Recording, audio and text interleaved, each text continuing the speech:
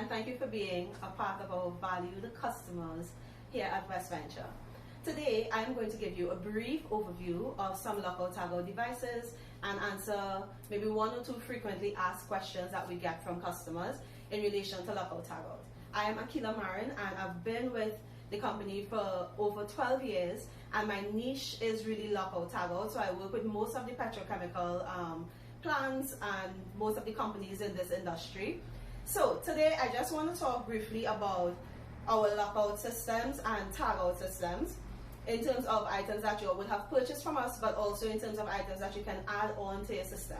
So when you think about lockout tagout and you think about your system, we're not thinking about items that we are disposing of easily, except maybe for tags, right?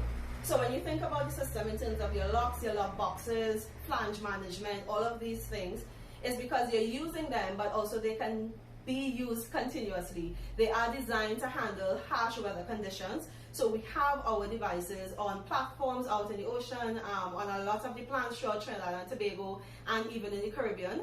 So what we want to ensure is that you care for your items so you can get the most use out of it. So firstly, in terms of locks, all of our locks are non-conductive and they come in either aluminum or in plastic. You can get these engraved if you have a number system or lettering system that you want to use with your lockouts and with your locks. We can engrave these for you, and also you can use them in terms of color coding. So you get that visual aspect of it and you get the safety aspect of it, right? Now, a lot of people in the industry will have used the regular aluminum or regular plastic locks which come with these silver keys. Brady has since added a new safety feature with the safe key locks. What this means then is that each of the keys are color coded, so from a visual perspective, when you're trying to match keys back to the locks, you can look at it and have an idea of which key goes with which lock. In terms of your lockout system, you can have 4 different types of systems. So you have your key differently, where each key only opens the lock it's assigned to. You can have a key-like system, where any key within that particular set can open any of the locks. If you have a key-like system, we can continuously add to that system. So what that means is, if you bought a set of 30 locks and you have a key code, we can get Brady to add locks within that same key code for you if you are growing your inventory, right? Outside of that, you can have a master key system, which means then that, and that would work with key-alike or key-differently keys. So you would have maybe 1 or 5, 10 master keys, which you would give to persons at a supervisory level, and they can open any of the locks within that set, whether it's a key-alike set or if it is a key-differently set. And the other type of lockout that you can do is a grand master key. So basically, that would be for your upper level managers who might need to have access to all of the locks on the plant or all of the locks that you're locking out at any one point in time. So that one key would open sets, whether it's a master key set, a key-alike set, or key-differently locks. That grand master key would work for it. And of course, as always, you can add locks to that type of system as well. The only device outside of that I want to go into a little bit more would be a blind pipe flange management device. So this is a relatively new device from Brady, and it is designed to lock out the bolts on the flanges. So basically, they come in 3 different sizes. You attach it onto the nuts here, and then you lock it out at this point. So the device itself can hold up to 4 locks. However, you can attach a hasp to it to give you more locks if you have more persons working on this particular lockout point.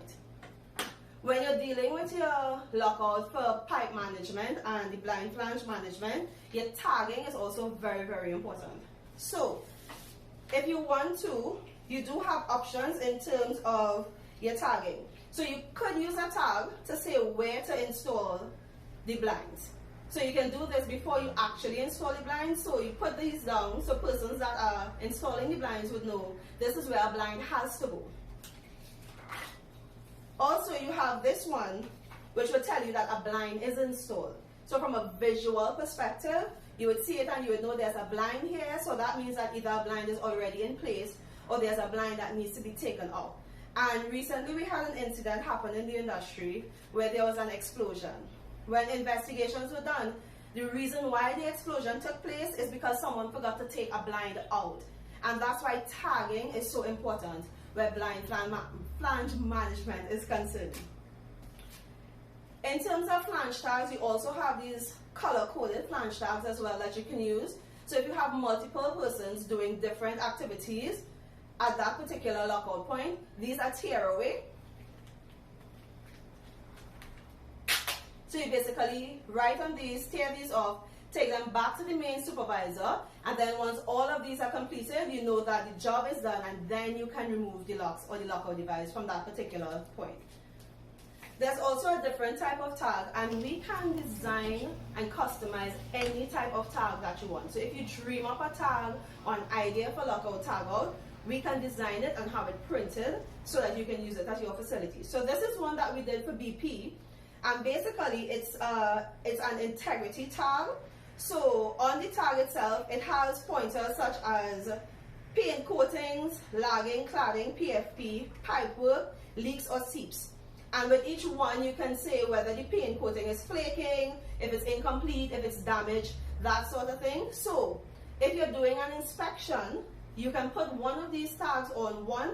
It's going to let persons know that if there was an integrity defect, it has been reported, because the upper part of this tag will remain on the device. But also, whoever does the inspection can hand this part into their supervisor to let them know exactly what was wrong at that particular lockout point. Outside of that, you have your general lockout tagout tags. These are weatherproof. They're made from a polystyrene. They're weatherproof. We usually write on these with a marker or a pen. And these are one use. More times than not, unless you go for a laminated option like this, where you can write on it and then you can rub it off and use it again, right? So in terms of your lockout tagouts, these are the general items that are based on what you all would have in stock or what you all would have purchased from us recently. But where lockout and tagout is concerned, I haven't come across a device that needed locking out that Brady could not supply something for, a solution for. So in terms of your electrical lockout, valve lockouts, any type of lockout or tagout that you need to get done, Brady is the leader in lockout tagout worldwide. And as the regional reps for Brady, we have access to not just the devices, but also to software that can help you with your lockout tagout procedures. And in addition to that, we have access to personnel from Brady who can do training if it is we needed that, or if you needed that aspect as well, in terms of developing or enhancing your lockout tagout systems. I think in terms of lockout tagout, that's where we are at from West Venture. But outside of that, we also carry a wide range of safety products. So from your safety harnesses, your coveralls, helmets, glasses, full works, boots, in terms of safety items, we cover a wide range of it. And just as we take pride and passion in what we do with Lockout Tagout, the same pride, the same passion, the same efficiency and effectiveness is applied to all of our products across the board. In terms of the storage of your lockout items, while these items are rugged and durable, if you're storing them, our best suggestion for bulkier items is to store them in large storage bins and keep them away from moisture. In terms of the locks, yes, they are weatherproof and they are anti-corrosive locks, but you still want to make sure that you're storing them in a cool and dry area. You can double your lock boxes as storage units as well when you're not using them. So you can simply use these to put your locks in, especially if it's a Akeela-like set. You can put all the locks from that particular set in it, label it with a temporary label, and use this as storage. And that's the most basic way to store your lockout devices so that you can have them for future use. Another aspect you can add on to that is just temporary labeling, or labeling them somewhere that isn't as visible, but your team would know where it is to know exactly what is stored in each of the bins. If you have any questions, you can feel free to send me an email. I'll drop my email at the end of this, or you can give us a call at the office and we'd be happy to talk to you or to set up a meeting with you and your team, or even come down to your facility and we can have a more in-depth conversation. Thank you.